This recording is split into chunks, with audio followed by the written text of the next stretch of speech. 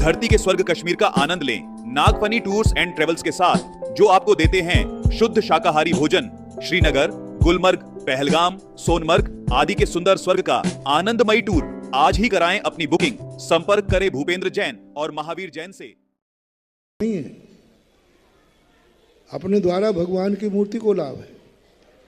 जितने ज्यादा लोग भगवान को नमोस्तु करेंगे उतना ही ज्यादा उस मूर्ति में अतिशय बढ़ेगा। मैं क्या करता हूं, हालांकि मोनोपोली बताना नहीं चाहिए, लेकिन अब आ गया तो बता देता।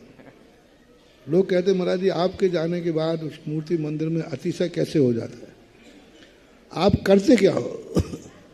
तो कई लोग कहते हैं महाराज कोई जादू कर देते होंगे, कोई टोना कर देते होंगे। सही बात है, मैं कुछ नहीं करता हूँ। और लेकिन ये तो पक्का है, जो मूर्ति क्षेत्र मुझे पसंद आ गया वो सारे जगत में पुजवा देता हूँ। और मैं पुजवा देता हूँ सो बात नहीं, आप खुद स्वयं आके कहते हो कि मुझे इससे लाभ, मेरे कहने से क्या होता है? तो मेरी बात मानोगे भी नहीं, सब सैंपल भरते हो। शांति धारा को लोग ने ऐसे नहीं मानने लगे। आज लाख लाख रुपया दे रहे, अरे बनिया से लाख लाख रुपये लेने, अभी से करे राम राम राम राम। ये वो बनिया है कि पैसा देने के बाद भी अभिषेक नहीं करे। और अब क्या हो रहा है, लाखों रुपया। तो तुम लोगों ने इसके सैंपल देखे हैं, तुमने इसके लाभ देखे हैं, तुमने स्पष्ट कहा, सोचा महाराज जी कह नहीं रहे हैं, जैसा कह रहे हैं वैसा हो रहा है। विश्वास जब ही बन जाता है। झूठी बात कहने से एक बार व्यक्ति किसी को ठग सकता है, बार बार, लेकिन जब लोगों को विश्वास होता है, कैसे लोग मेरी बात को मान लेते हैं, उनको विश्वास है, उन्होंने 50 बार देख लिया कि महाराज ने जो कहा वो हुआ है। और जब उन्होंने होना देख लेते हैं तो होते। तो मैं कहता हूं कि मेरी बात सुनो। मैं तो कभी किसी को मनाता तो हो ही नहीं। मैं हर व्यक्ति से कहता हूं मेरी बात कभी मत मानना। सुन रहे हो सागर वालों सुनो, मेरी बात कभी मत मानना, लेकिन मेरी बात सुनना जरूर, ये मेरा कहना है। अभी कोई गलत तो नहीं है? मेरी बात सुनना जरूर, मानना नहीं मेरी बात।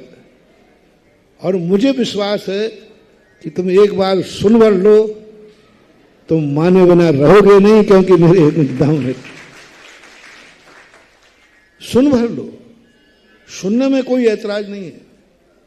और जब तुम सुनोगे तुम्हें विश्वास हो जाएगा जो महाराज ने कहा वो हो रहा है। मैंने एक बहुत बड़ी चीज पकड़ी जो अभी आई प्रसंग में। जो मूर्ति अच्छी है, एनर्जीफुल है, इसको कैसे एनर्जी दुनिया में पहुंचाऊं?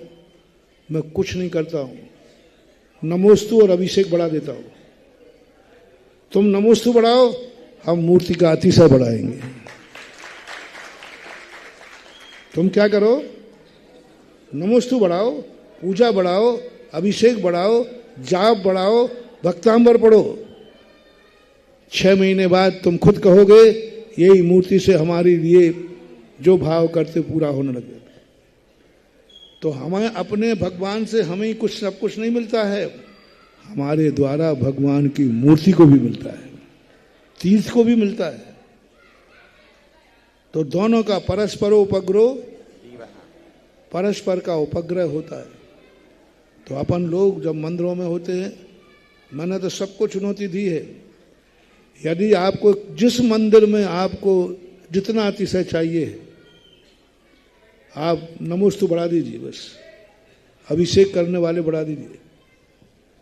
और ये भी दावा किया है, मान लीजिए कॉलोनी में 100 घर हैं, 100 घर में पुरुष लोग मान लो 200 है, मान लो, और तुम 100% 200 लोग नियम ले लें कि भगवान का अभिषेक किए बिना हम कोई भोजन नहीं करेंगे, भगवान का अभिषेक किए बिना हम कोई भोजन नहीं करेंगे। 6 महीने कर लीजिए, 6 महीने के बाद मुझे बता दीजिए, वही मूर्ति में आपको अतिशय प्रकट होना शुरू हो जाएंगे। आप 90% करोगे तो 90 होंगे। 25 आपके आजकल मंदिरों में कितने प्रतिशत हैं? सबको देख लो कितने प्रतिशत हैं। 25% बहुत हो गया। 10 से 15% का रेशो है।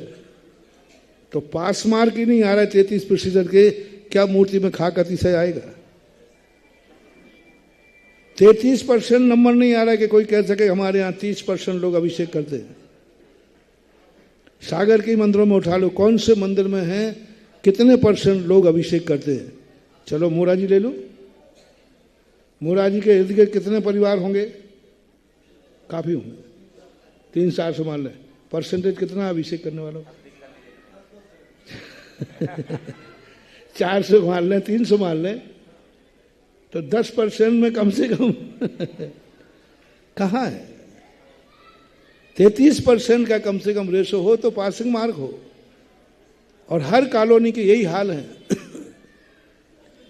तो बंधुओं, अपन को खुद किसी से लेना है तो किसी को देना भी पड़ेगा।